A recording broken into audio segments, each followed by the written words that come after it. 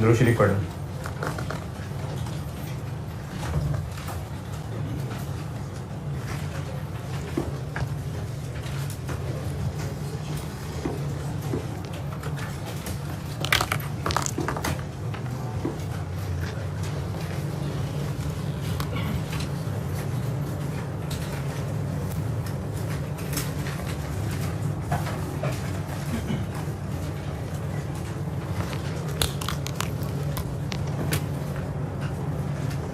Spring 22 कहाँ तक? फिर कोई एतराज परेशान? आसान था ना। फर्स्ट क्या है? जनवरी 15 है? 1 जनवरी 15 स्प्रिंग 22 हो गया ना? बस हो गया। जो मैं कल क्लास में कर रहा था।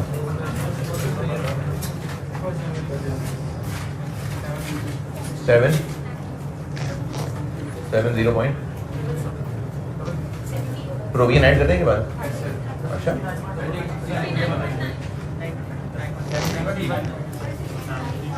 ये कितना? 19.99। यहाँ बोर्ड पे मैंने क्या लिखा हुआ था?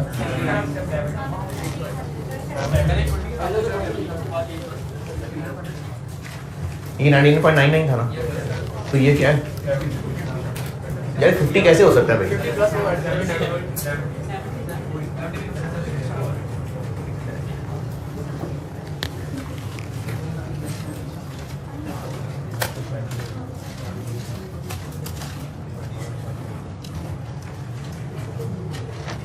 अच्छा फिर आगे 31 दिसंबर 15 डेप्रिसिएशन और इंटरेस्ट 11.66, इंटरेस्ट 1.40, 58.33, 21.39। फिर रिवैल्यूएशन हो गई इसी दिन।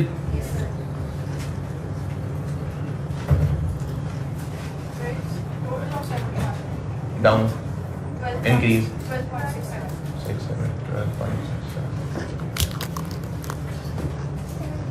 71। फिर आगे 31 दिसंबर 16 डेप्रिसिएशन और इंटरेस्ट 14.20, 2.53, 1.50, 56.80, 10.14, 22.89। फिर 1 जनवरी को 1 जनवरी 17 एस्टीमेट चेंज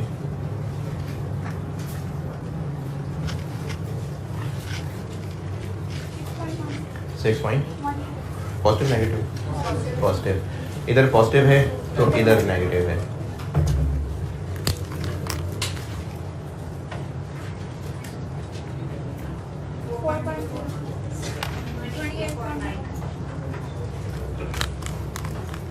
ये क्या था? 30 1.0 7 पावर 6। ये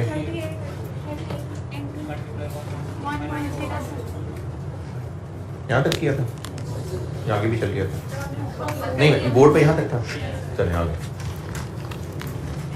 31 दिसंबर 17 डेप्रिसिएशन और इंटरेस्ट। डेप्रिसिएशन तो यही रहेगी क्योंकि एसेट में कोई चेंज नहीं आई। इंक्रीमेंटल एक्शन भी यही रहेगी नहीं, तो रिमेनिंग लाइफ 4 1.01 और इंटरेस्ट दिस इंटू 7% 2.03 42.6 3.03 31.02। फिर रिवैल्यूएशन है, फिर हो गई रिवैल्यूएशन।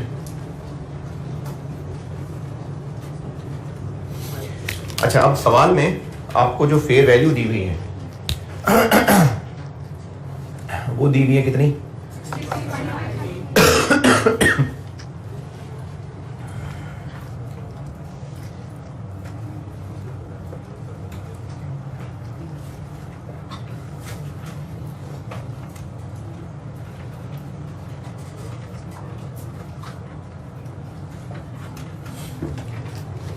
सवाल में दी हुई है कितनी 16.5, लेकिन ये नेट है तो इसमें हम लोग ये ऐड करके फिर लिखेंगे 31.02, ये हो जाएगी 47.6 और रिवैल्यूएशन अपवर्ड हो रही है 5 और सरप्लस में ही जाएगी, ये हो गया 8.03। ये था कल जो पॉइंट लिखवाया था कि अगर आपको फेयर वैल्यू नेट दी हुई है ऑफ डिसमेंटलिंग कॉस्ट तो फिर उसमें ये वाली फिगर ये ऐड करके लिखें। अब यहाँ से आगे एस्टीमेट चेंज कब है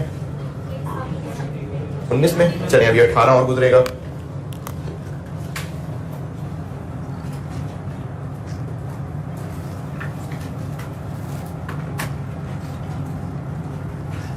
दिसंबर 18 डेप्रिसिएशन और इंटरेस्ट। अब इसके पास जिंदगी रह गई है 1 2 3 साल रह गई। दिस डिवाइड बाय 3 15 पॉइंट और दिस डिवाइड बाय 3 2.67 और दिस इनटू 7% 2.17 21.7 3 5.3 6 ये 6 8 है 6 8 है 3 5, ये बन गया 33.19। फिर एस्टीमेट चेंज कब है 1 जुलाई को, तो 6 महीने और आगे जाना पड़ेगा। ये पूरा साल का है तो 6 महीने का 7.94 कर रहे हैं। ये पूरे साल की है तो 6 महीने की 1.34। This into 7% into 6/12 1.16 23.79 4.01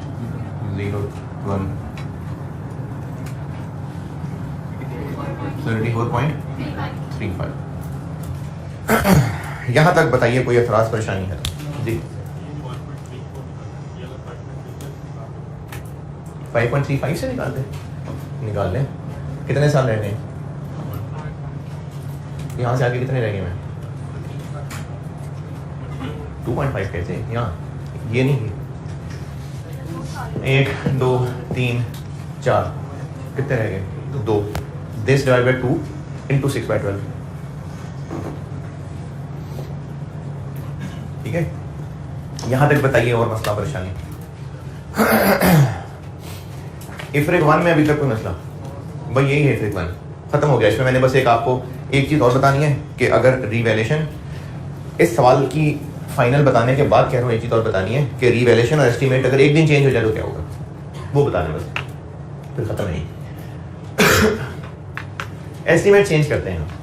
estimate change हो रहा है 1 जुलाई 19 को। एस्टीमेट चेंज, नया एस्टीमेट क्या हो जाएगा 10 मिलियन 1.05 पावर माइनस 1.5 1 2 3 4 और 4.5 तो पावर 1.5 9.29 25.66 06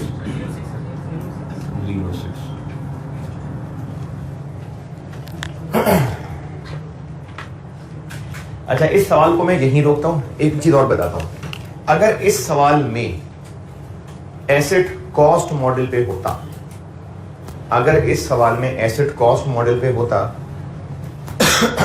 तो अभी इस वक्त एसेट की कैरिंग अमाउंट क्या रही होती।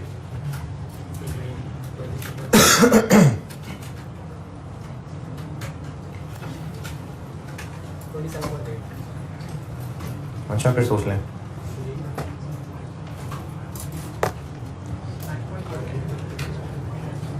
कितनी 4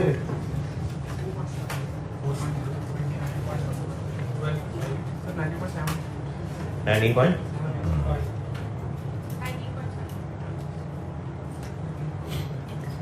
या तो कैलकुलेट करें और कैलकुलेट ऐसे करें कि ये रिडक्शन माइनस की, ये छोड़ दें, फिर रिडक्शन माइनस हुई, फिर 6.1 एसेट में आया, फिर रिडक्शन चार्ज हुई, फिर रिडक्शन चार्ज हुई, फिर रिडक्शन चार्ज हुई। या तो सारा अलग से सॉल्व करें, या फिर आपको बिल्कुल जब आप नन्हे मुन्ने थे FR2 में तब एक ट्रिक बताई थी कि अगर आप ये जानना चाहें कि एसेट कॉस्ट मॉडल पे होता तो क्या वैल्यू होती, इसमें से ये माइनस कर दें, और अगर इस कॉलम में फिगर चल रही है तो वो ऐड कर दें। और जिन लोगों को ये बात बिल्कुल भूल गई है तो ठहरे फिर एक मिनट करते हैं। 69.99 थी कॉस्ट इसकी, फिर डेप्रिशिएट हुआ 11.66, फिर डेप्रिशिएट होता 11.66, फिर एस्टीमेट चेंज हो जाता 6.1। देखें कितना, 2015 2016, ये देखिए कितना 52.77। फिर 2017 के लिए इसको डिवाइडेड बाय 4 करते 13.19, फिर 2018 में 13.19, फिर 2019 में आधा 6.99, क्या कर रहे हैं यार, 59 ना, 19.8। अगर कॉस्ट मॉडल पे एसेट चलता, ऐसे में चेंज होता, तो आज इसकी बुक वैल्यू ये होती। क्योंकि ये राउंडिंग ऑफ बीच में हो रही है इसलिए 0.02 का फर्क नजर आ रहा है। मैंने आपको ये तरीका बताया था जब IAS 16 के डिस्क्लोजर सिखा रहा था ना बिल्कुल शुरू में, कि अगर हम ये जानना चाहें कि ये एसेट अगर कॉस्ट मॉडल पे होता तो क्या होता, तो उसकी फिगर कहा था ये माइनस ये। अगर इसमें से ये माइनस कर लें तो ये आ जाएगा, करें माइनस 19.78। 0.02 का फर्क सिर्फ इसलिए क्योंकि ऊपर हमने थोड़ी थोड़ी सी राउंडिंग ऑफ की हुई, वरना एक्सेल पे करेंगे एग्जैक्टली सेम आएगा। और अगर सरप्लस कॉलम की बजाय लॉस कॉलम चल रहा होता तो फिर वो यानी अंदर -2 चल रहा होता, अगर इधर आ रहा था -2 तो फिर ये 25.79 आ जाता। ये है ट्रिक कि अगर आप डायरेक्टली ये जानना चाहें कि कॉस्ट मॉडल होता तो क्या होता। 19.78 से एतराज। अच्छा, अब ना मैं इस सवाल को फिलहाल यहाँ ब्रेक लगा के कॉस्ट मॉडल वाले सवाल की बात करता हूं। अगर कॉस्ट मॉडल होता तो आज एसेट वाले और प्रोविजन वाली फिगर्स की बात करें, एसेट में कितनी वैल्यू आ रही होती 19.78, और अब हमने एस्टीमेट चेंज करना होता और ये डाउन करना है 25.06। इस सवाल को मैंने ब्रेक लगाई, मैंने कहा कि अगर ये कॉस्ट मॉडल का सवाल होता, अब इस पॉइंट पे क्या करते हैं, डिस्पेंडिंग एस्टीमेट कम हो जाए तो क्या एंट्री होती है, डिस्पेंडिंग एस्टीमेट कम, कॉस्ट मॉडल पूछ रहा हूं, प्रोविजन डेबिट और एसेट क्रेडिट। कोई हर्ज इसमें नजर आ रही है क्या भाई? अगर एसेट क्रेडिट कर दिया 25 से तो नेगेटिव में चला जाएगा। प्रोविजन इतनी कम हो जाए कि एसेट क्रेडिट करने से वो नेगेटिव में चला जाए, तो एसेट नेगेटिव थोड़ी होता है। प्रोविजन कम हो जाना फायदे वाली बात है, नुकसान वाली बात है? हमारी जिम्मेदारी थी ना, कम हो गई तो फायदे वाली बात है। प्रोविजन तो होगी डेबिट 25.06, लेकिन हम क्रेडिट, प्लांट क्रेडिट इतने से नहीं कर सकते। अगर प्लांट इतने से क्रेडिट कर दिया तो नेगेटिव हो जाएगा, इसलिए प्लांट में क्रेडिट करने की गुंजाइश तो बस 19.78 ही है। एसेट तो इससे ज्यादा क्रेडिट नहीं कर सकते, लेकिन हमें खुशी बहुत हो रही है। क्यों खुशी हो रही है? जिम्मेदारी कम होगी, तब इतनी खुशी जो संभाली नहीं जा रही उसको फिर हम इनकम बना लेते हैं।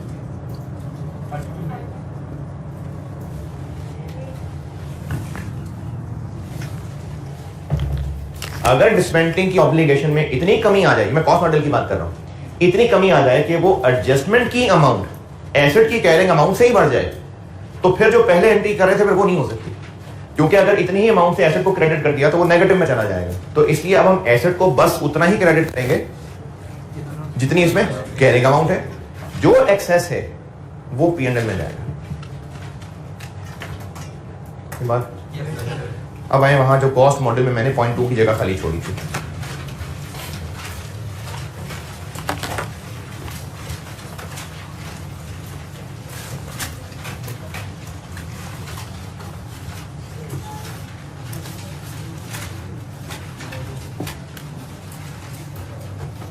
जब ये इफ्रिक 1 शुरू किया था तो कॉस्ट मॉडल में राइट वाला कॉलम मैंने पॉइंट नंबर 2 की जगह छोड़ी थी, वो लिखवाने लगा। If amount of adjustment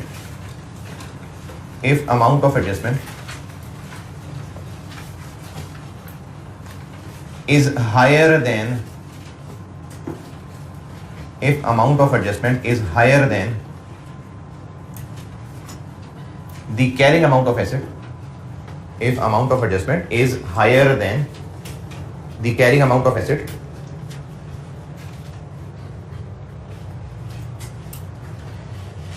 then the excess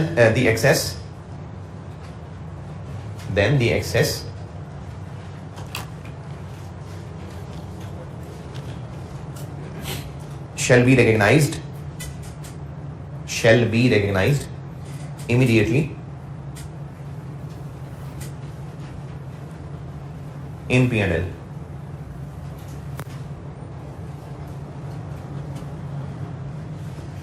अंग्रेजी दोबारा बता रहा हूं। If amount of adjustment is higher than the carrying amount, if amount of adjustment is higher than the carrying amount of asset, then the excess shall be recognized in P&L immediately.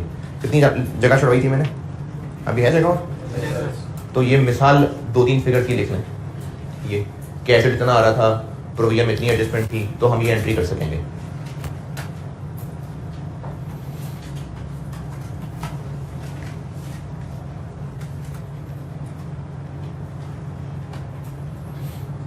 मैंने इसे 10-12 लाइनें करनी है ना? मैंने वो कहा था कि 5-6 लगेंगी, आपके ख्याल में 7-8 लगेंगी, 10-12 लाइनें छोड़ दें।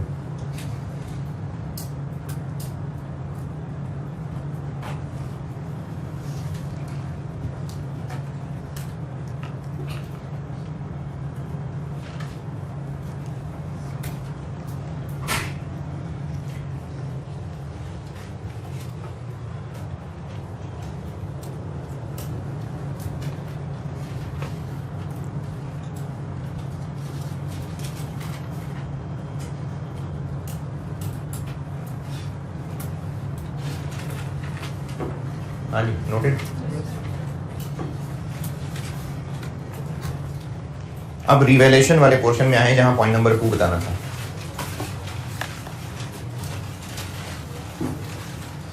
रिवैल्यूएशन वाले में भी राइट साइड पे मैंने पॉइंट 2 लिखवाना है, राइट साइड पे, डिक्रीज वाले साइड पे।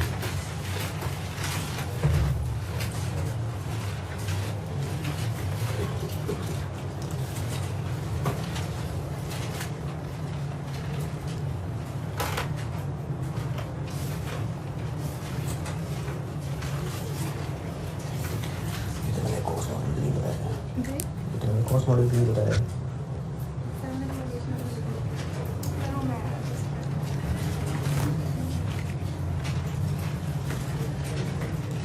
ये जो मैंने अभी बात बताई थी, ये कॉस्ट मॉडल वाली छोड़ी जगह पे लिखनी चाहिए। अब जो बात बताने लगा हूं वो रिवैल्यूएशन मॉडल में छोड़ी हुई जगह पे लिखनी है। खैर खैरियत से पहुंच गए सारे? इस सवाल से समझते हैं। अब अगर ये वाली बात देखेंगे तो एसेट में कितना क्रेडिट जा सकता है? 23। लेकिन रिवैल्यूएशन मॉडल ने सेम बात नहीं की, 23 से कंपेयर नहीं करना, लिखेंगे अंग्रेजी। और वो डिफरेंट क्यों कर दिया उसकी भी आपको जस्टिफाई करता हूं रीजन। रिवैल्यूएशन मॉडल वाले में राइट साइड पे यानी डिक्रीज वाली साइड पे पॉइंट नंबर 2 बता रहा हूं। If the amount of adjustment is higher than, if the amount of adjustment is higher than the carrying amount,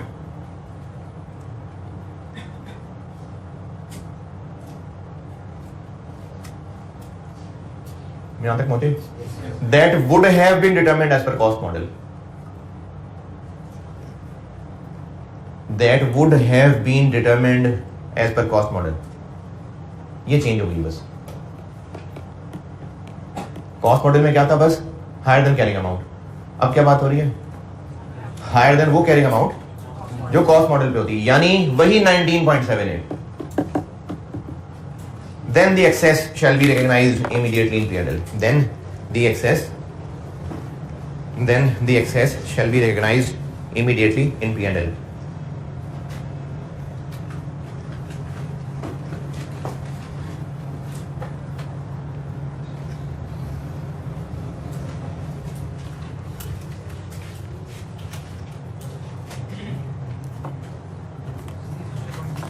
चलिए दूसरे पॉइंट की समझ नहीं आई।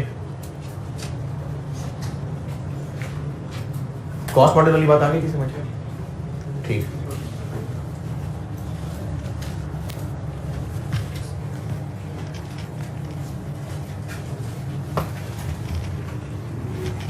कॉस्ट मॉडल डन ना। चले रिवैल्यूएशन की जो अंग्रेजी लिखवाई है वो समझाता हूं। अब यहां पर डिक्रीज इन प्रोविजन कितनी आई है? 25.06। इस 25.06 की डिक्रीज, ये क्या था? 6.1 की इंक्रीज। रिवैल्यूएशन मॉडल पे हुए 6.1 की इंक्रीज थी, तो इसको हम कैसे ट्रीट कर रहे हैं? रिवैल्यूएशन डिक्रीज यहां चार्ज कर दी। अब ये प्रोविजन की डिक्रीज है, इसको हम कैसे अकाउंट फॉर करें? रिवैल्यूएशन की इंक्रीज। ये नेगेटिव तो इधर पॉजिटिव। अब इधर पॉजिटिव में क्या करूं? इस कॉलम में, किस कॉलम में? पहले अगर कोई P&L चल रहा होता तो उसको रिवर्स करते, नहीं है तो। अब यहां पर 25 अभी लिखिएगा नहीं, 25.06 लिख देंगे जो अभी तक सीखा। अभी लिखना नहीं आता है। जो हम एस्टीमेट चेंज रिवैल्यूएशन मॉडल में पढ़ रहे हैं उसमें अगर इसमें कमी हो जाए, कल भी करते रहे, तो उसको हम लोग क्या कर रहे थे? 25.06 रिवैल्यूएशन इंक्रीज ले रहे हैं ना। अब ये यहां नेगेटिव है तो इधर पॉजिटिव आना है, या वो इस कॉलम में आना है अगर पहले कोई लॉस आ रहा होता तो, नहीं है तो सारा इधर। क्या एंट्री बनी? प्रोविजन फॉर डिसमेंटलिंग डेबिट और रिवैल्यूएशन। लेकिन आईएस ने ऐसा करने से रोका और उन्होंने कहा कि आप ना ये एंट्री करने से पहले अभी एंट्री ना करें, अभी खैर रुको जरा, सब्र करो, अभी ये क्रेडिट नहीं करना। पहले देख लें कि ये 25.06 कहीं उससे ज्यादा तो नहीं है। किससे ज्यादा? जो कैरिंग अमाउंट होती अगर कॉस्ट मॉडल होता तो वो अभी हमने देखा था कितनी होती? 19 पॉइंट। हाँ ज्यादा है। जितनी ज्यादा है 5.28। इसको तो फौरन P&L में ले जाए ना। If amount of adjustment is higher than, किससे higher than? The carrying amount that would have been determined as per cost model। जितनी ज्यादा है इसको तो फौरन P&L में ले जाए। अच्छा P&L में, इस P&L में नहीं, ये कौन सा P&L है? ये वो है जो मैंने आपको कहा था कि P&L हम वैसी एंट्री में लिख रहे होते हैं, असल में ये रिवैल्यूएशन लॉस है, तो इसको हमने फौरन अपनी खुशी बना लेना है P&L में रिवैल्यूएशन लॉस के तौर पे। नहीं, इसको हम कह देंगे saving in dismantling cost, reduction in dismantling cost. इसको हम अपनी इनकम बना देंगे। अब इस 5.28 को हम फौरन अपनी इनकम बना देंगे। एग्जाम पॉइंट ऑफ व्यू से स्टिल P&L काफी है, लेकिन मैं आपको P&L के साथ ये भी बता देता हूं ताकि आपको याद रहे कि ये रिवैल्यूएशन लॉस नहीं है, सेविंग इन डिसमेंटलिंग कॉस्ट।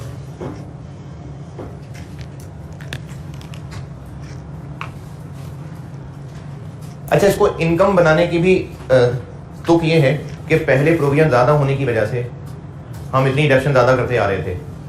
पहले प्रोविजन ज्यादा थी ना, पहले ज्यादा थी, हम ज्यादा डिडक्शन करते आ रहे थे, ज्यादा इंटरेस्ट एक्सपेंस डालते आ रहे थे। चलो थोड़ा सा तो कंपनसेट करें, तो इसको हम फौरन बनाएंगे इनकम। अब इस ऊपर ब्लैक वाले की बात करता हूं। क्या करने लगे थे हम प्रोविजन डेबिट करके सरप्लस क्रेडिट करने लगे थे। अरे अब तो क्रेडिट की अमाउंट ही थोड़ी बच गई। चलो ठीक है, थोड़ी बच गई तो कोई बात नहीं। कितनी बच गई? इतने से सरप्लस क्रेडिट हो जाएगा, क्योंकि हमने बाकी छोड़ी नहीं इसके लिए। बाकी किधर गई? P&L में। ये है अंग्रेजी कि अगर ये amount of adjustment is higher than वो अमाउंट जो कॉस्ट मॉडल पे होती, उनका जो डिफरेंस है वो तो फौरन इनकम बनाए ना। उसके बाद देखिए हम एंट्री पूरी करने के लिए क्या रह गया है, तो यकीनन वो वही अमाउंट रह गई होगी जो कॉस्ट मॉडल पे कैरिंग अमाउंट होती, वो इसको क्रेडिट कर दो। 5.28 इतनी कुछ शौक से नहीं बताई है, लेकिन थोड़ा सा कबूल करने के लिए है कि पहले जब डिसमेंटलिंग ज्यादा थी ज़्यादा थी ना पहले, तो उसकी वजह से डेप्रिसिएशन भी ज़्यादा आती थी, एक अमाउंट ज़्यादा जो थी, इंटरेस्ट एक्सपेंस भी ज़्यादा बनता था, तो उसको हमने कम किया है, तो थोड़ा सा P&L में तो कंपनसेशन भेजे ना। ये क्रेडिट सरप्लस में 19.78 क्यों गया ये बात? ओके, क्योंकि क्रेडिट के लिए जगह ही नहीं बची, ठीक है। अच्छा, अगर ऐसा होता कि इधर 4 ना होता और इधर -10 चल रहा होता, तो पहले ये P&L क्रेडिट होता, ये वाला P&L नहीं, P&L क्रेडिट होता रिवैल्यूएशन लॉस 10 से, फिर बाकी 9.78 से रिवैल्यूएशन सरप्लस क्रेडिट। अब ये बात हर दफा चेक करेंगे जब भी इसमें इंक्रीज आए, नजर मार के देख लेंगे। यहां तो डिक्रीज थी ना, नहीं किधर यार, इंक्रीज है तो खुल के इंक्रीज करें, जब भी डिक्रीज आए तो चेक कर लेंगे। रिवैल्यूएशन मॉडल हो और प्रोविजन की अमाउंट में डिक्रीज आ रही हो, फिर चेक कर लेंगे कि कहीं ये वाला बात तो नहीं लग रही।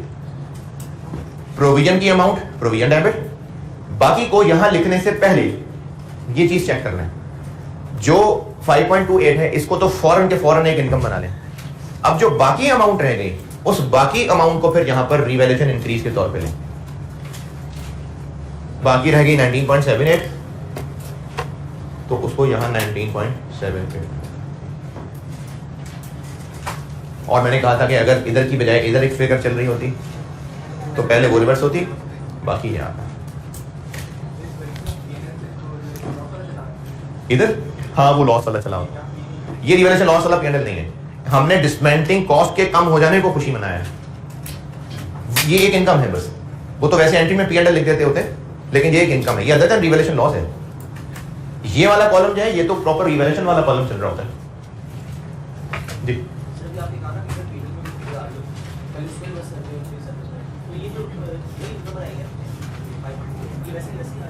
अच्छा, ये बात फिर सुन लें जो मैंने अगर कहा है ना, ये सारी बात दोबारा देखें। जब प्रोविजन की अमाउंट में कमी हो रही है, रिवैल्यूएशन मॉडल है और कमी हो रही है, हमें ये चीज चेक करनी पड़ेगी कि कॉस्ट मॉडल होता तो क्या होता, कहीं उसकी कैरिंग अमाउंट से ज्यादा तो नहीं कमी हो रही। वन स्टैब्लिश्ड कि हाँ ये वाली बात लग रही है, तो इस डिफरेंस को तो फौरन के फौरन एक इनकम बनाए ना। अब इनमें जो बैलेंस करने से जगह खाली बच गई है, इस खाली जगह को देखें रिवैल्यूएशन इंक्रीज। अगर यहां एक पहले रिवैल्यूएशन लॉस 10 मिलियन का चला आ रहा होता, तो फिर इस 19.78 का क्या करता? 10 यहां आता, 9.78 यहां, यानी इस 5.28 को साइड पे करने के बाद फिर देखना है कि इधर क्या करना है जी। हाँ हाँ, तो हम यही तो कर रहे हैं कि जितना एसेट को खत्म कर सकते थे कर दिया, उसके मजीद इजाफा करना है, उसको इनकम में लेके गए। तो ये इनकम बन रहा है तो इसी सूरत ही बन रहा होगा जब एसेट 0 पे आ जाएगा। अच्छा, अब ये एंट्री के बाद यहां वर्किंग में शक्ल क्या बनी? एसेट 23.79 पे और सरप्लस 23.79 पे।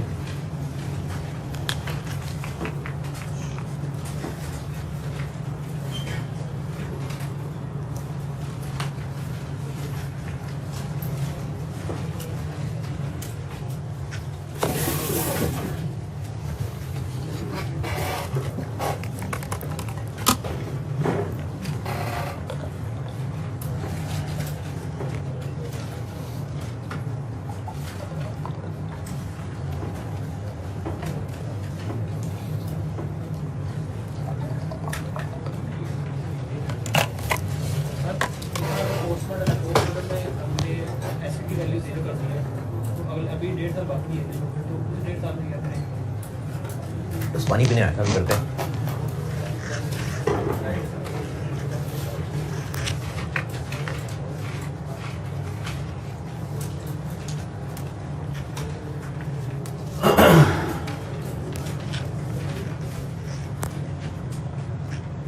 नोटेड तो चलें आगे, चलें अब आगे चलते हैं 31 दिसंबर 19 पे।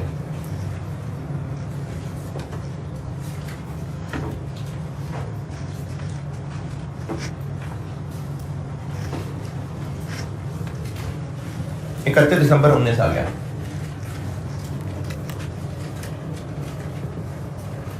डेप्रिसिएशन और इंटरेस्ट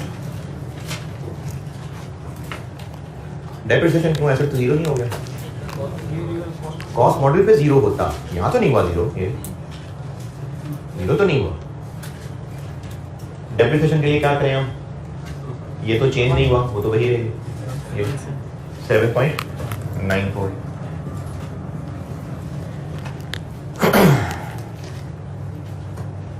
ये 7.94, ये भी 7.94। कैसे? कितनी जिंदगी रह गई है? 1.5 साल। This divided by 1.5 into 6/12। This divided by 1.5, 1.5 साल रह गए into 6/12। 7.94 9 वो 4 ही है। 4 है, इसको भी आप कर लें तो ये आए 6 ही आएगा, 4 ही आएगा। जी मैं एक मिनट बात पूरी कर लूँ। डेप्रिसिएशन की एंट्री, सरप्लस ट्रांसफर की एंट्री। अच्छा, यहाँ पर एक जादू ये देखें कि अगर कॉस्ट मॉडल होता तो एसेट की कैरिंग अमाउंट जीरो हो गई होती ना। चेक कर लेते हैं।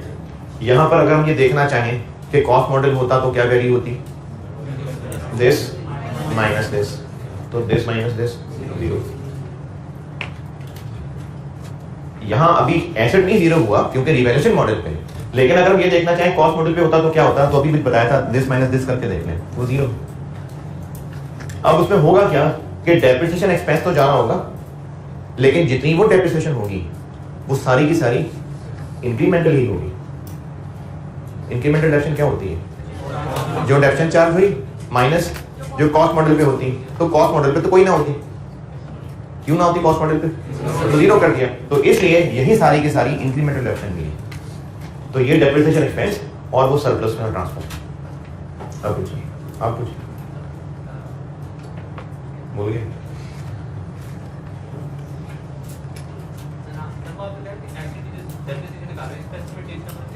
एस्टीमेट चेंज तो एसेट पे नहीं डलता ना,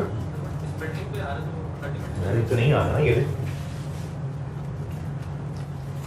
एस्टीमेट चेंज का फैक्ट एसेट पे नहीं ला रहे ना, इधर रख रहे हैं। कैलकुलेट करनी है, कैलकुलेट कर लें। ये 1 2 साल गुजर गए थे, आप इसको बांटने 6 पे 4 पे, फिर ही नहीं आएगा। ये खाली सवाल, इसमें मैंने आपको ये वाली बात सिखानी और ये वाली बात सिखानी। इस सवाल की एंट्रीज बोल देता हूं, बल्कि बोलनी क्या है, पीछे सोल्यूशन से देखो।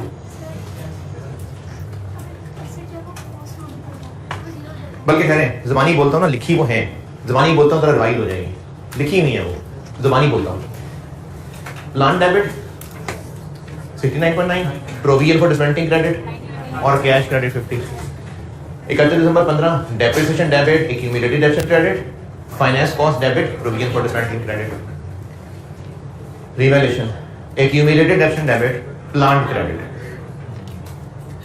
Plant debit, revaluation surplus credit. 31 दिसंबर 16, depreciation debit, accumulated depreciation credit, revaluation surplus debit, retained earnings credit, finance cost debit, provision for discounting credit. बढ़ रही है revaluation surplus debit, provision for discounting credit, depreciation debit, accumulated depreciation credit, revaluation surplus debit, retained earnings credit, finance cost debit, provision for discounting credit. Revaluation ये eliminate होंगी। Accumulated depreciation debit, plant credit 28.4, plant debit, revaluation surplus credit. 31 December 18, depreciation debit, accumulated depreciation credit, revaluation surplus debit, retained earnings credit, finance cost debit, provision for discounting credit. तीनों same entries, ये अभी मैंने करके दिखाई थी। Provision for discounting debit, P&L credit, और बाकी 19 से रिवैल्यूएशन सरप्लस क्रेडिट, और फिर से वही 3 entries. Depreciation debit, accumulated depreciation credit, revaluation surplus debit, retained earnings credit, और finance cost debit, this into 5% into 6/12 to finance cost debit, provision for discounting credit. सवाल कोई आ रहा है जी।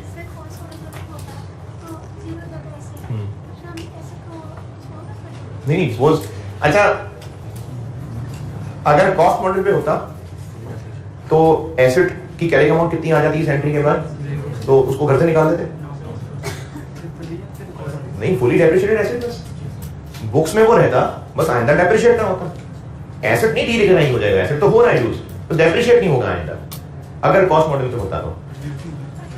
है घर से किस तरह निकालें? आप कह रहे हैं घर से क्यों ना निकालें? तो बस निकाल देंगे, एंट्री नहीं करेंगे, उस काबिल ही नहीं है तो उसकी एंट्री की जाए, बस निकल जाए। प्रोविजन पे इंटरेस्ट अगर एसेट कॉस्ट मॉडल पे हुआ तो अगले 1.5 साल में डेप्शन चार्ज होगी, लेकिन इंटरेस्ट आएगा।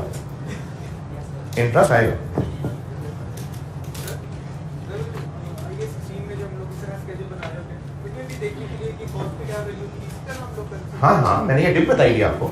ये जो लोग शुरू में बातें भूल गए या लेट ज्वाइन किए थे, IAS 16 में और IAS 38 में रीवैल्यूएशन मॉडल हो ना, तो एक नोट बताना होता है कि अगर एसेट कॉस्ट मॉडल पे होता तो उसकी कैरिंग अमाउंट क्या आ रही होती। उसका मैंने शॉर्टकट बताया था कि ये टेबुलर वर्किंग तो की हुई होती है।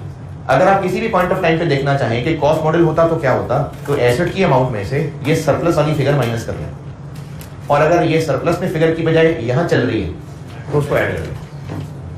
जैसे यहाँ इस वक्त ये सरप्लस है तो दिस माइनस दिस करेंगे तो कॉस्ट मॉडल वाली फिगर आ जाएगी। और अगर यहाँ कुछ ना होता और यहाँ -5 चल रहा होता तो उस 5 को इसमें ऐड कर लेते तो 28.79 ये कॉस्ट मॉडल आ रहा होता। और इसमें सवाल, दोनों क्यों आ रहे होते हैं? थोड़ी आ रहे होते हैं, किसी एक कॉलम नहीं होता सब इनकम। ये भी एक बचपन की बात है, अगर फुली डेप्रिशिएटेड एसेट बेचा जाए और कोई पैसे मिल जाए तो प्रॉफिट ऑन डिस्पोजल कितना? सारे का सारा प्रॉफिट ऑन डिस्पोजल।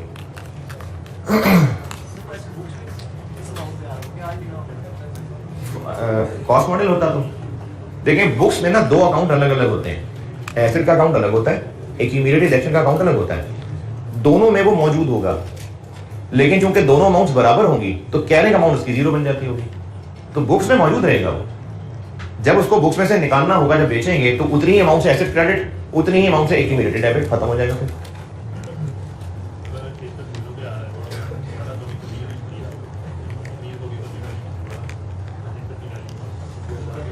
दोबारा डिक्रीज हो गई, इंक्रीज हो गई। IAS में तो ऐसा कुछ नहीं लिखा, लेकिन मेरे ख्याल में अकल की बात है कि अगर आइंदा कभी प्रोविजन वापस बढ़ गई तो एसेट को बढ़ा देंगे, फिर डेप्रिशिएट करना शुरू हो जाएगा। चलिए ठीक है, ये सवाल डन। और अब IFRIC 1 की लास्ट चीज, फिर IAS 37 पे आता हूँ वापस। ये नोटेड सारा मिटा दो।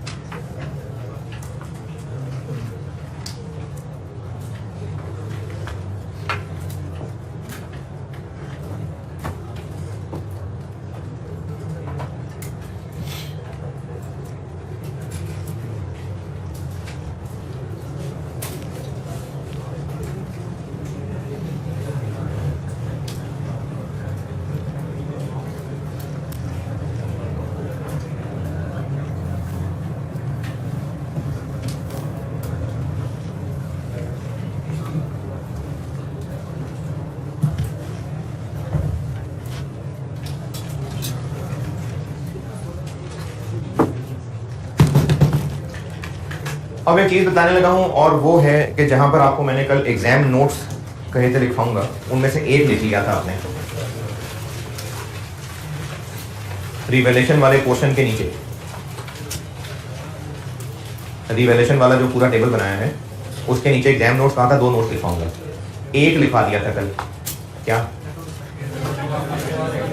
कि अगर आपको फेयर वैल्यू दी हुई है नेट ऑफ डिस्पेंसिंग तो फिर उसको ऐड करके फिर रिवैल्यूएशन करेंगे।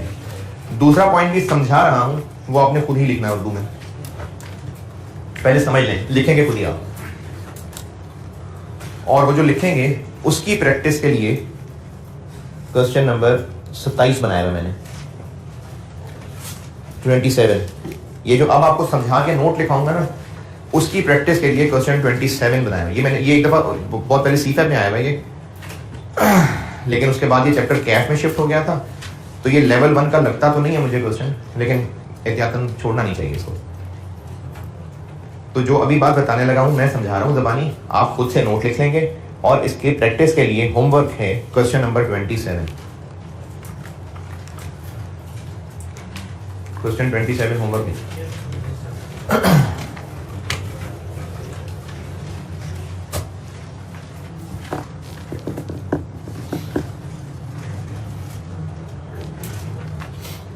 चलिए बात समझ लेंगे क्या बात करने लगा।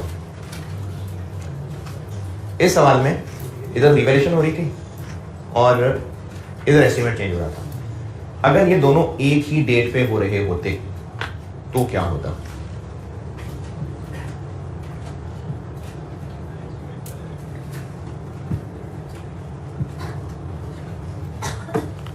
अगर ये यहां भी ऐसी 11.66 आ जाता और ये क्या बन जाता 46.6 है। अब इसी दिन यानी 31 दिसंबर 16 या 1 जनवरी 17 रिवैल्यूएशन भी हो रही होती और एस्टीमेट चेंज भी हो रहा होता, तो अब क्या करते? पहले क्या करते? पहले एस्टीमेट चेंज करते हैं या पहले रिवैल्यूएशन करते हैं? लेकिन एस्टीमेट चेंज का तो एसेट पे इफेक्ट ही नहीं लाता। अच्छा, पहले एस्टीमेट चेंज करें या पहले रिवैल्यूएशन करें, एसेट पे एक ही जैसा फर्क आएगा, क्योंकि एसेट सिर्फ रीवैल्यू होता है, एस्टीमेट चेंज का इस पे असर नहीं आना। इस पे सिर्फ एस्टीमेट चेंज का असर आना है, इस पे रिवैल्यूएशन का असर नहीं आना। तो दोनों की लड़ाई में मार इन्होंने ही खानी है।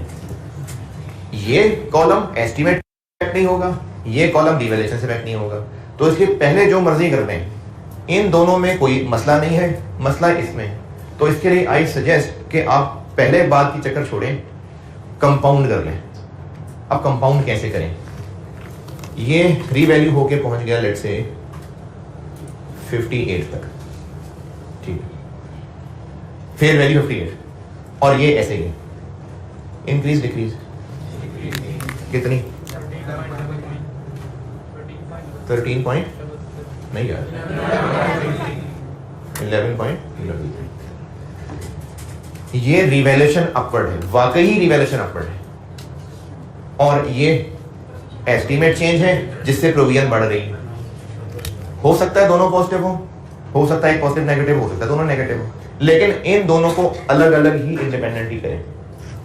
मसला फिर सुने, मैं ये कह रहा हूं कि अगर रिवैल्यूएशन और एस्टीमेट चेंज एक ही दिन हो जाए तो आप इस सारे काम को कंपाउंड कर लेना, वरना पहले आपके चक्कर में दोनों की जो है ना वो ट्रेन छूट जाएगी। तो रिवैल्यूएशन और एस्टीमेट दोनों को साथ साथ कैसे चलाएं?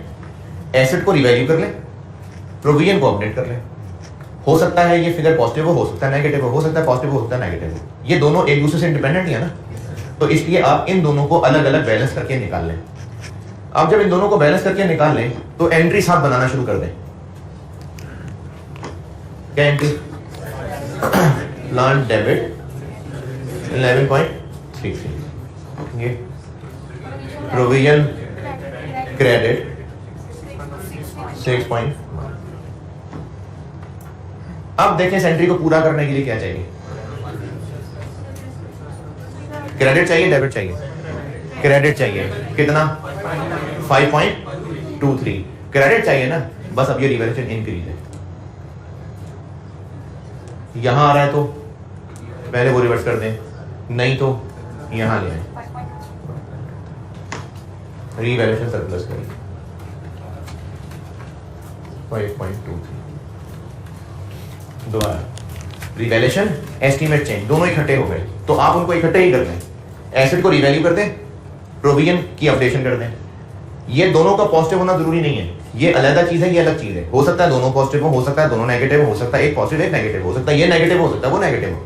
इन दोनों को अलग अलग ही करें। देखिए मैंने कलर भी अलग रखे। जब ये अमाउंट कर लें फिर एंट्री बना लें साथ ही, प्लान डेबिट प्रोविजन क्रेडिट अब देखें एंट्री पूरी करने के लिए क्या चाहिए। अभी इस वक्त एंट्री पूरी करने के लिए एक क्रेडिट चाहिए 5.23। क्रेडिट का मतलब है रिवैल्यूएशन अपवर्ड, तो वो देख लें इसको कहां लिखना। और अगर एंट्री पूरी करने के लिए डेबिट चाहिए होता तो मतलब रिवैल्यूएशन डाउन, पीएनएल में नहीं, मतलब रिवैल्यूएशन डाउनवर्ड। अब उसको डाउनवर्ड के तौर पे देख लें कहां लिखना है।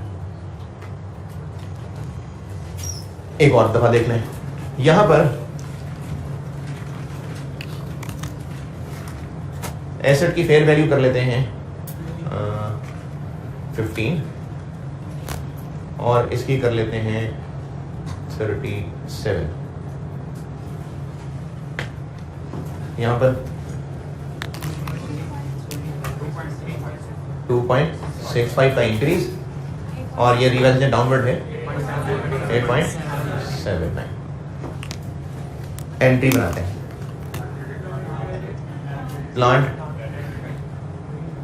प्लांट क्रेडिट 8.79, प्रोविजन भी क्रेडिट, दोनों ही क्रेडिट। अब क्या चाहिए, अब एक डेबिट चाहिए, कितना 11.4। तो ये जो 11.44 है डेबिट चाहिए ना, ये रिवैल्यूएशन लॉस है। पहले ये खत्म होगा फिर ये आएगा 7.4, रिवैल्यूएशन सरप्लस डेबिट 4.01 और पीएनएल डेबिट 7.2। अगर एस्टीमेट चेंज और रिवैल्यूएशन एक साथ हो जाए तो एसेट वाले कॉलम और प्रोविजन वाले कॉलम को अपडेट करने जो अकॉर्डिंगली बनता है। जो फिगर्स वहां निकली उसके मुताबिक एंट्री बना लें। एसेट डेबिट क्रेडिट करना है कर लें, प्रोविजन डेबिट क्रेडिट करनी है कर लें। फिर उस एंट्री में देखें बैलेंसिंग फिगर क्या चाहिए, क्रेडिट और चाहिए कि डेबिट और चाहिए। अगर क्रेडिट और चाहिए तो वो रिवैल्यूएशन इंक्रीज है, अगर डेबिट और चाहिए तो वो रिवैल्यूएशन डिक्रीज है।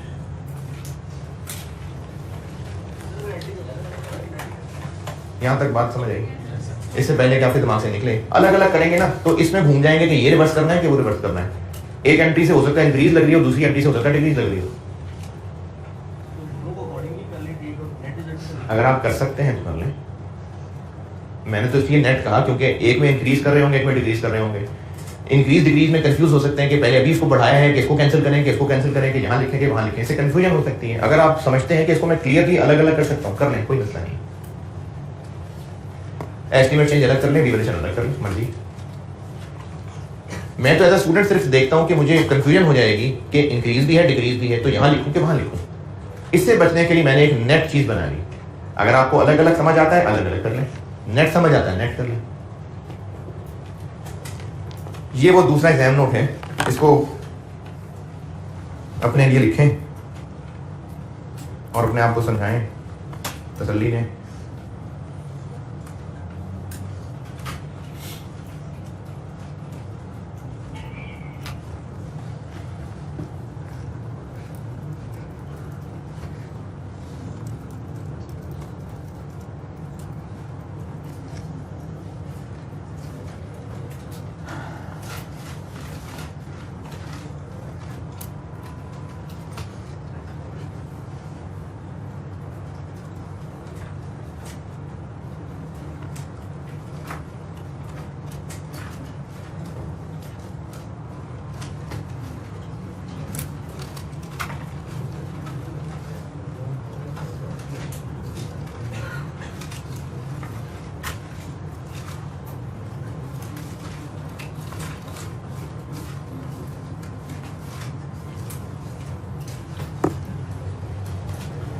चलें भाई, फ्री वन बहुत है।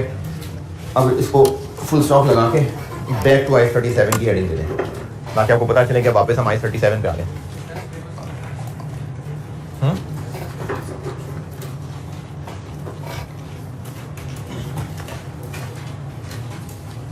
अच्छा, अब अगले वीक का मैंने ना वो आपके इनिशियल प्लान के मुताबिक अगले वीक में टर्म टेस्ट था, तो वो मैंने चेंज करवा दिया। पहले एक टेस्ट और तो हो जाए, अभी हुआ क्या असेसमेंट के बाद। तो अगले वीक टेस्ट 6 करूँगा और I-37 जितना पड़ा है, या इफ्रिक वन 37 पे तो अभी सवाल नहीं किया ना। मंडे को इफ्रिक वन का टेस्ट है।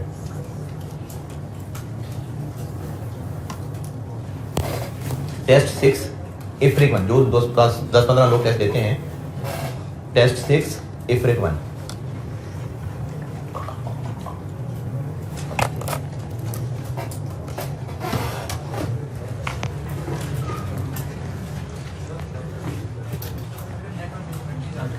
अगर नेट ऑफ डिसमेंटलिंग आ जाए, हाँ, तो उस नेट ऑफ डिसमेंटलिंग के अंदर, अच्छा अब आप कह रहे हैं कि एस्टीमेट चेंज पहले करेंगे, क्या करें?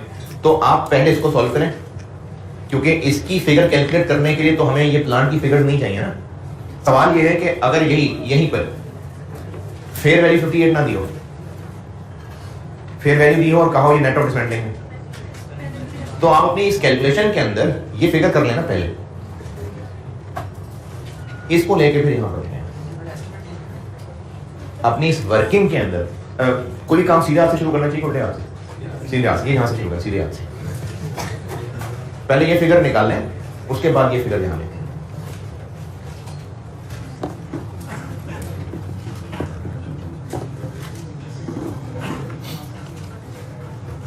चलिए इसको जल्दी लिखें, जल्दी खुला रहेगा F1 का, आप सवाल पूछते रहेंगे, बस वैसे पढ़ते रहेंगे। आप इसको क्लोज करें, -37 पे आए।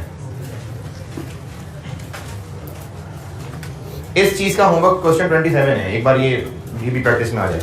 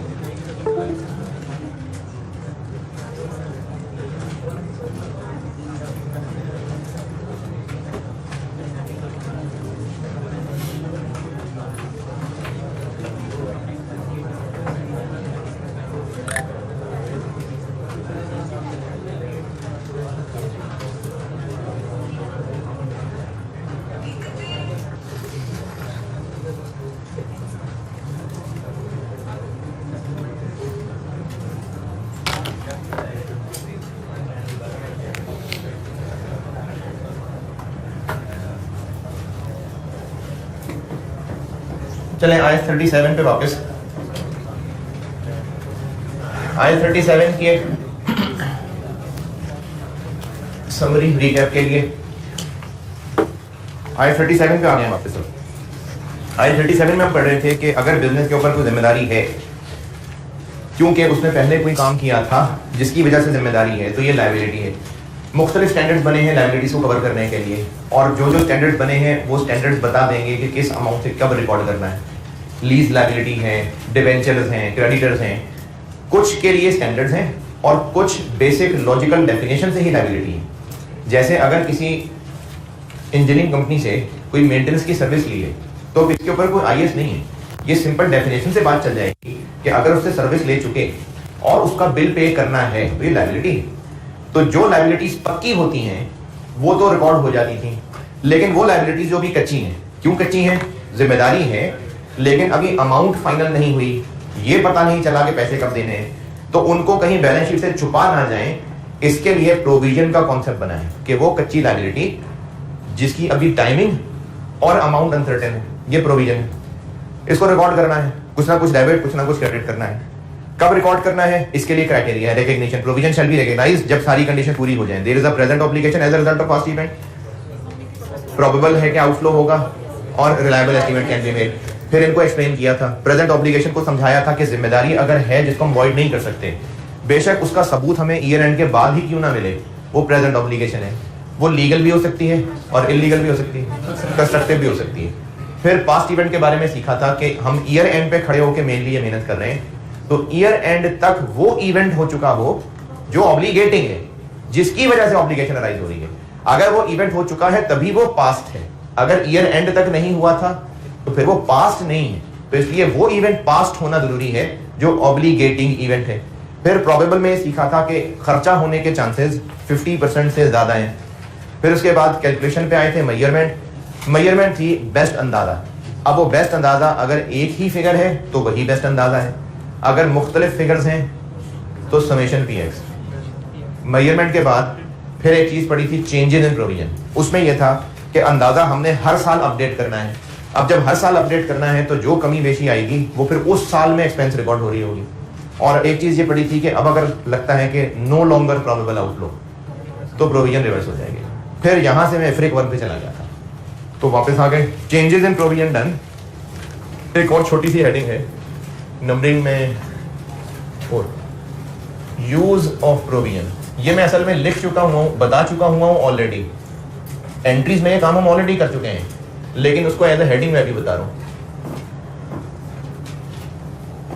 एक ही बात है इसके अंदर, समझ ले पहले। वारंटी पे चीजें बेची, कस्टमर्स रिपेयर के लिए आ गए। अब उन रिपेयर्स, पहला ही साल था, अब उन रिपेयर्स को रिकॉर्ड करना था। अकाउंटेंट ने किसी दौर में सीए शुरू किया था, अभी क्लास में ही था, रिजल्ट आ गया, उसको छोटा पड़ गया। उसने कहीं सीखा था, उसको बचपन की बात याद थी कि सर क्लास में सवाल कराया करते थे तो प्रोविजन डेबिट करते थे। तो उसने अकाउंट पे नजर मारी, प्रोविजन, उसको नजर आई प्रोविजन फॉर डिसमेंटलिंग। तो जब रिपेयर कॉस्ट की एंट्री करने लगा तो provision for dismantling debit cash credit है। सही है? नहीं, क्यों गलत है? क्योंकि प्रोविजन फॉर डिसमेंटलिंग तब डेबिट होगी जब डिसमेंटलिंग का खर्चा होगा। जिस चीज के लिए प्रोविजन रखी हुई है, देखें आप के छोटे भाई के लिए, छोटी बहन के लिए अम्मी ने कुछ मजे की चीज बना के फ्रिज में रखी थी, अब अगर वो आप खा जाएंगे तो गुस्से वाली बात है ना? नहीं गुस्से वाली बात, खा के देखें जरा, क्यों गुस्से वाली बात है? वो और बना दे, गुस्सा किस बात है? जिसके लिए रखा था वही यूज करेगा। तो लिखें अंग्रेजी, provision shall be used, provision shall be used only for the expenditure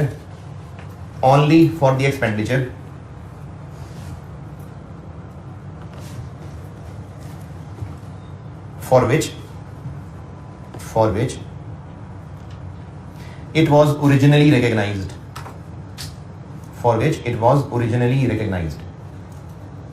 अच्छा, प्रोविजन यूज करने का मतलब क्या है? ये तो चलो रूल हो गया ना कि पराई चीज को नहीं खाना, कि जब खर्चा होगा तो डेबिट प्रोविजन करेंगे, ये मतलब है प्रोविजन यूज करने का। देखें उस दिन जब मैंने वो पेनल्टी वाला डैमेजेस वाला सवाल कराया था कि वकील ने कहा 5 लाख की पेनल्टी पड़ेगी, provision debit, damages debit, provision for damages credit 5 lakh. अगले साल उसने कहा 7 लाख लग जाएंगे, हमने प्रोविजन को बढ़ा के 7 लाख कर लिया। उससे अगले साल अब जब सेटल हो गया मामला तो प्रोविजन डेबिट की थी कि फिर से एक्सपेंस बना लिया था? प्रोविजन डेबिट की थी ना, क्योंकि एक्सपेंस हम पहले बनाते आ रहे थे। इस प्रोविजन डेबिट करने को कहेंगे कि हम प्रोविजन यूज कर रहे हैं। तो प्रोविजन यूज करने का मतलब है खर्चा होने के टाइम पे प्रोविजन डेबिट करना, ये मतलब है प्रोविजन यूज करने का। अब उसमें रूल वाली बात ये थी कि पराई प्रोविजन को यूज नहीं करना, जिस खर्चे के लिए प्रोविजन बनाई है उसी खर्चे के लिए यूज करना है। डिस्पेंडिंग की प्रोविजन है तो डिस्पेंडिंग खर्चा होगा तो प्रोविजन फॉर डिस्पेंडिंग डेबिट होगी। रिपेयर्स वारंटी की प्रोविजन है तो रिपेयर्स का खर्चा होगा तो फिर वारंटी वाली प्रोविजन डेबिट होगी। ये मतलब है इस बात का। अच्छा, जो अंग्रेजी मैंने लिखवाई है वो तो लिखवाई है, उसके बाद जो ज़मानी बात बोली है वो भी लिखे ना, कि प्रोविजन यूज करने का मतलब क्या है? कि जिस चीज की प्रोविजन बनाई थी जब वो असल में खर्चा हो जाएगा तो क्या एंट्री कर लेंगे? Provision debit cash credit. ये मुराद है प्रोविजन यूज करने से।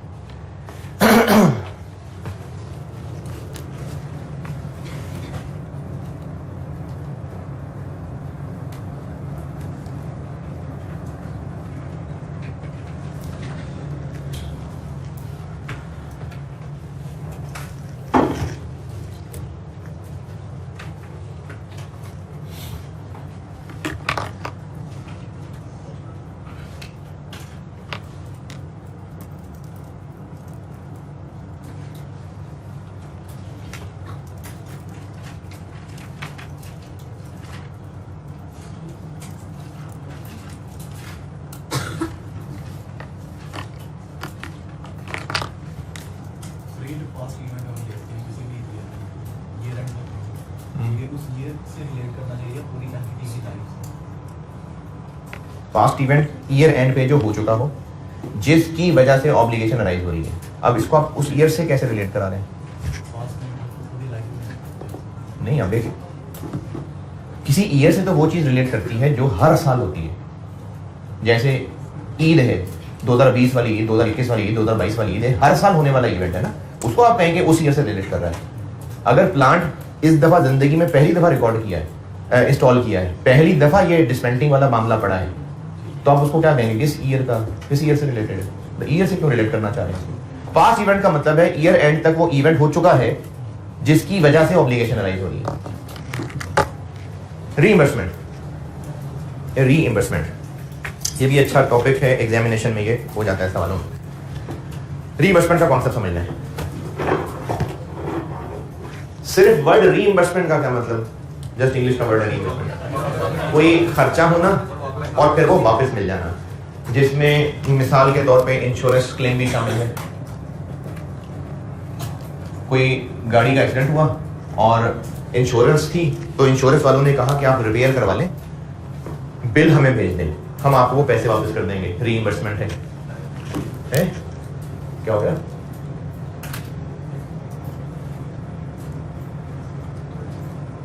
इसी तरह से चीजें खराब थी, कस्टमर हमसे लड़ने आया, हमने सप्लायर को फोन किया कि चीजें खराब थी, मेरा कसूर है। सप्लायर ने कहा आप निपटा लें, जो खर्चा होगा मैं आपको वो खर्चा वापस दूंगा। सप्लायर से क्लेम ले लिया। ये रीइंबर्समेंट है। रीइंबर्समेंट इस टॉपिक में क्यों है या इस टॉपिक में इसका क्या काम है ये बाद में बता रहा हूं। पहले मैं जनरली सिर्फ रीइंबर्समेंट आपको रिकॉल करवा रहा हूं कि चीज होती क्या है। ये जो मैंने दो मिसालें दी हैं दोबारा बताता हूं। गाड़ी का एक्सीडेंट हो गया, गाड़ी इंश्योर्ड थी, इंश्योरेंस कंपनी वालों ने कहा गाड़ी रिपेयर करवा लें, रिपेयर करवा के बिल हमें भेज दें, हम उसको वेरीफाई करके आपको पैसे दे देंगे। ये रीइंबर्समेंट है। ये जो मिसाल दी है ये आयत 37 में आएगी, ये मैंने अभी नहीं कहा, मैं आपको सिर्फ रीइंबर्समेंट बता रहा हूं कि रीइंबर्समेंट क्या होती है। कि एक खर्चा हो जाए और फिर वो खर्चा किसी और से रिकवर हो जाए, इसको रीइंबर्समेंट कहते हैं। ठीक है, अब ये बताने लगा हूं कि आयत 37 में इस टॉपिक की जिंदगी का मकसद क्या है, उसकी मिसाल समझा रहा हूं। एक मिसाल से समझाता हूं, फिर अंग्रेजी लिखवा दूंगा।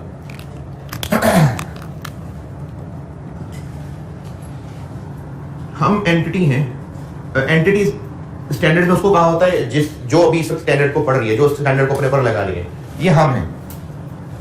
हमने कुछ गुड्स एक कस्टमर को बेची, सेल कर दी, और सेल करके हमने उसको वारंटी दी। यही गुड्स हमने किसी से खरीदी भी थी और इससे भी वारंटी ली थी। ये मिसाल है कि जो गुड्स बेची हैं हमने कस्टमर को वारंटी दी है और वो गुड्स हमने जिससे खरीदी थी उसने भी हमें वारंटी दी थी। अगर ये ऐसी मिसाल हो कि जैसे ये सोनी वालों का कोई प्रोडक्ट है, ये सिर्फ एक दुकानदार है, कस्टमर को चीज बेच रहा है एज अ डीलर, और वो जो सोनी की वारंटी थी वो आगे उनको पकड़ा देता है कागज, जैसे मोबाइल्स की वारंटी होती है। वो ये नहीं है, वो यहां नहीं पढ़ा रहा।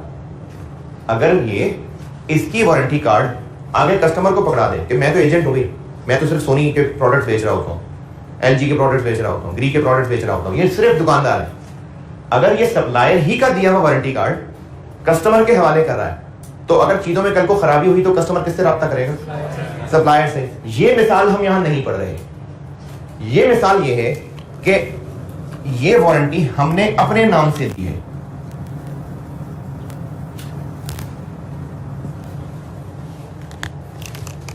सप्लायर से वारंटी है, लेकिन कस्टमर को हमने सप्लायर का नहीं बताया। हमने कहा है हम जिम्मेदार हैं, कोई मसला हुआ हमारे पास ले आइएगा। ये है मिसाल जो यहां पढ़ाने लगा। अगर चीजों में कोई मसला निकला तो हम कस्टमर को ये कहेंगे कि हम सप्लायर से बात करेंगे, अगर मामला ठीक हो गया तो आपको बता देंगे, नहीं तो भी बता देंगे। हम खुद जिम्मेदार हैं या सप्लायर जिम्मेदार है? बेशक सप्लायर हमारी तरफ जिम्मेदार है, लेकिन कस्टमर को हम जवाब दें, क्यों? नहीं।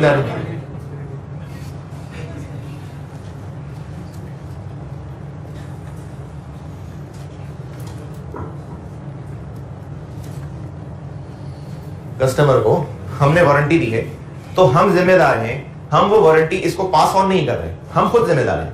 अच्छा, अब बेशक हम सिक्योर्ड हैं कि जो कस्टमर की चीजों में खराबी होगी हम ठीक कर देंगे, तो वो पैसे हम सप्लायर से वापस निकलवा लेंगे। क्यों? क्योंकि हमारे पास भी वारंटी है। लेकिन हमें खर्चा इवेंचुअली ना पड़ना, इसका यह मतलब नहीं है कि हमारी जिम्मेदारी कोई नहीं है, क्योंकि अगर सप्लायर वो कर गया तो हमने तो उसको दी है ना जिम्मेदारी। तो इसलिए ये एक अलहदा जिम्मेदारी है और ये एक हमारा अलहदा हक है। जो मैंने पहली मिसाल दी थी कि प्रोडक्ट है सोनी के और वही वारंटी कार्ड आगे कस्टमर को दे रहे हैं, ऐसे में इसकी कोई जिम्मेदारी होती नहीं। लेकिन जो मिसाल यहां पढ़ा रहा हूं वो ये है कि हमने कस्टमर को अपने नाम में चीजें वारंटी पे बेची। अब अगर चीजों में कोई मसला निकला तो हम जिम्मेदार हैं, वो सप्लायर तो हमें जवाबदेह है लेकिन कस्टमर को हम जवाबदेह हैं। इस सूरत में हम कस्टमर के लिए एक प्रोविजन बनाएंगे और उसके लिए रिपेयर्स डेबिट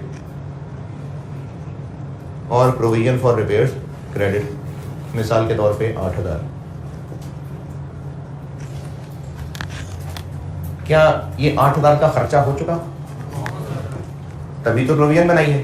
प्रोविजन ही तब बनी है क्योंकि चीजें बेच चुके थे, अंदाजा लगा रहे थे कि ये वापस आएगा, चीजों में खराबी होगी, फिर हमें रिपेयर करना पड़ेगा, इतना खर्चा होगा। तो ये 8,000 का खर्चा भी हुआ नहीं है, एक्सपेंस बना लिया और प्रोविजन बना ली। चूंकि बैक पे हमारे पास भी वारंटी मौजूद है, अगर ये कल को वाकई क्लेम ले आया तो हम भी सप्लायर से क्लेम कर देंगे। क्या वो अभी तक ला चुका है? इसलिए हमने भी सप्लायर को भी कुछ नहीं कहा। लेकिन जब हम एक्सपेंस बना रहे हैं तो जब हमें पता है कि एक्सपेंस हमें नहीं पड़ना, हमें अल्टीमेटली नहीं पड़ना, तो एक्सपेंस बना लेना ये मुनासिब नहीं है। तो इसके लिए आईएएस ने एक गुंजाइश निकाली कि आप अगर प्रोविजन बना रहे हैं तो आप एक तरफ एक रिसीवेबल भी बनाएं, रिसीवेबल बना लें, रीइंबर्समेंट एसेट कह दें, रिसीवेबल कह लें, क्लेम रिसीवेबल कह दें।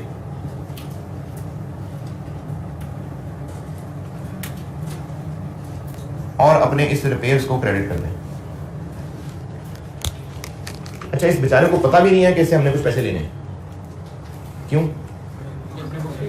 क्योंकि अभी तक तो क्लेम ही नहीं आया ना, अभी तक असल में क्लेम नहीं आया है। अगर क्लेम आ गया होता तो फिर तो I-37 को पढ़ने की जरूरत नहीं थी, फिर तो कैश क्रेडिट हो जाता। अभी खर्चा नहीं हुआ है, लेकिन चूंकि प्रोविजन हम बना रहे हैं और एक्सपेंस डेबिट कर रहे हैं, तो जब अल्टीमेटली हमें खर्चा ही नहीं पड़ना तो फिर एक्सपेंस क्यों डेबिट हो? तो इसी के पैरेलल हम एक एसेट भी क्रिएट कर लेंगे। चूंकि लायबिलिटी बनाई है तो एक एसेट बना लेंगे, एक्सपेंस बनाया है तो उसको क्रेडिट भी कर देंगे। अगर ऐसे ही करना था तो फिर वो एंट्री ही ना करते। सिर्फ एक्सपेंस रिवर्स हो रहा है, लायबिलिटी तो शो हो रही है। तो लायबिलिटी क्यों शो करना जरूरी है?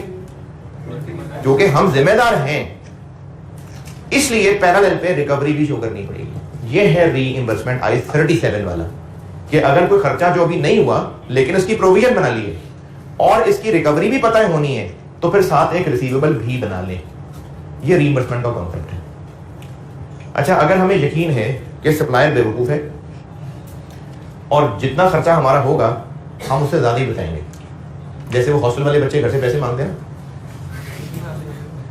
फीस, किताबों के पैसे, और वो फीस होती है 5,000, मांगते हैं ज्यादा और मासूम वालिदैन दे भी देते हैं। तो अगर हमें यकीन है कि ये सप्लायर हमें ज्यादा पैसे ही दे देगा और हमारा पूरा इरादा है कि हमने इसके साथ ऐसे ही करना है, हमें यकीन है कि ये 8,000 होगा तो हम उससे 15,000 लेंगे, तो ये 15 कैसे बना लें?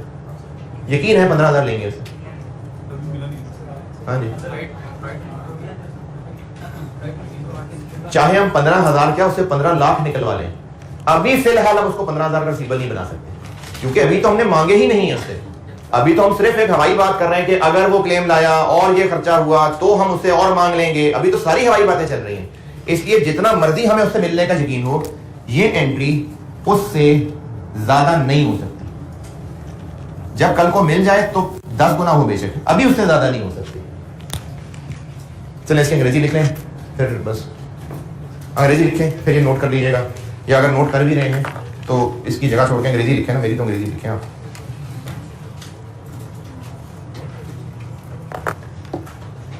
When some or all of the expenditure when some or all of the expenditure, ये जितनी कहानी सुनाई है ना इसको मैं अब IAS की अंग्रेजी में बता रहा हूं। When some or all of the expenditure required to settle a provision, when some or all of the expenditure, कौन सा expenditure? Required to settle a provision, यानी इस 8,000 की बात हो रही है, is expected to be reimbursed, is expected to be reimbursed other party,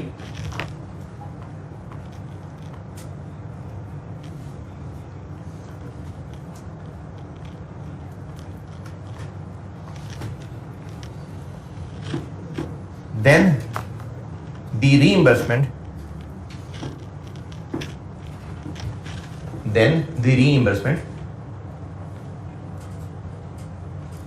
shall be recognized as a separate asset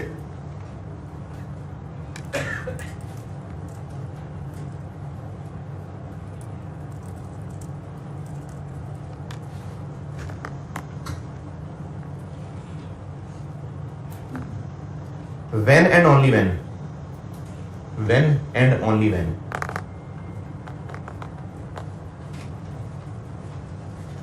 it is virtually certain, when and only when it is virtually certain, virtually certain का मतलब होता है तकरीबन confirm, probable का मतलब होता है इस IAS में 50% से ज्यादा, virtually certain का मतलब है तकरीबन confirm.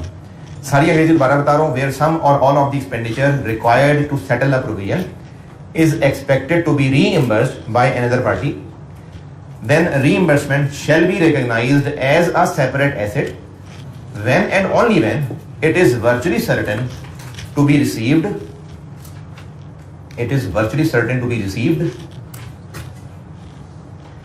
if the entity settles the obligation,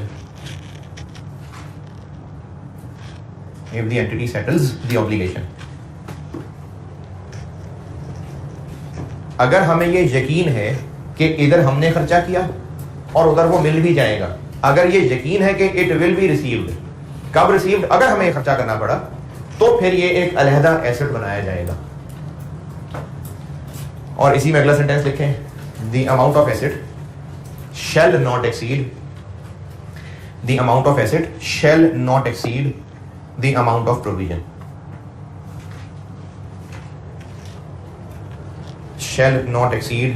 of provision, चले रीइंबर्समेंट खत्म। ये मिसाल नोट करनी है तो कर लें। कल मैं इंशाल्लाह कोशिश पूरी करूंगा कि ये IAS की चीजें पूरी हो जाएं ताकि मंडे को हम प्रैक्टिस करें फुल फ्लेज। ठीक है, अल्लाह।